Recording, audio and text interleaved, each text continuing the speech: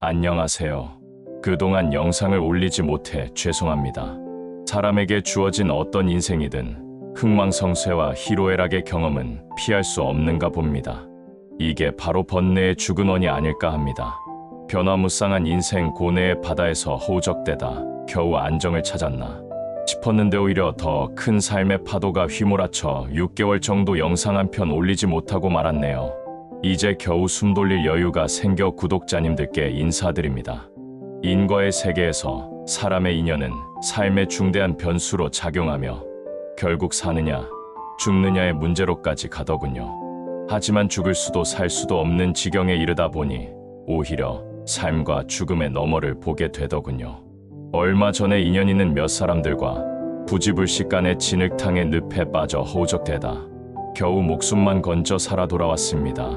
지금 곰곰이 생각해보면 하도 기가 차서 어이가 없기도 하고 그렇다고 의미 없는 일이 아니기에 혼신의 힘을 다해서 위기를 헤쳐나가다 보니 이제는 여유도 생기고 새로운 기회도 얻게 되었습니다.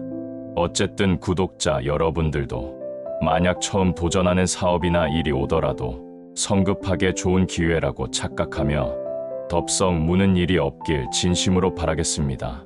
위기가 기회가 되기도 하지만 그 반대로 좋다고 생각했던 기회가 최악의 위기를 불러오기도 하니까요.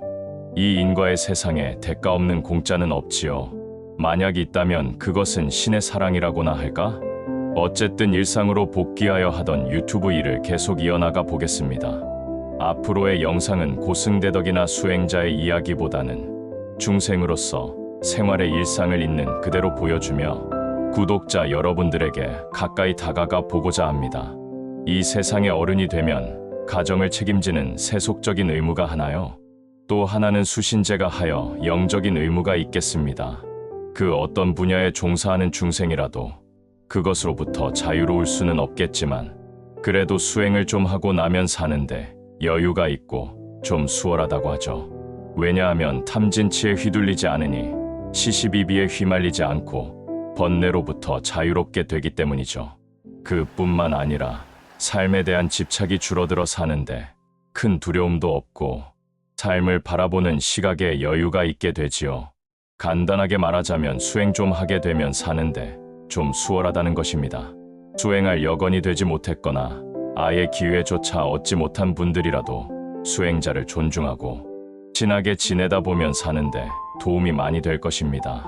하지만 주의할 것이 하나 있는데 가짜 선지자, 수행자, 도사, 목사, 스님, 무속인 등을 조심하고 멀리해야 합니다.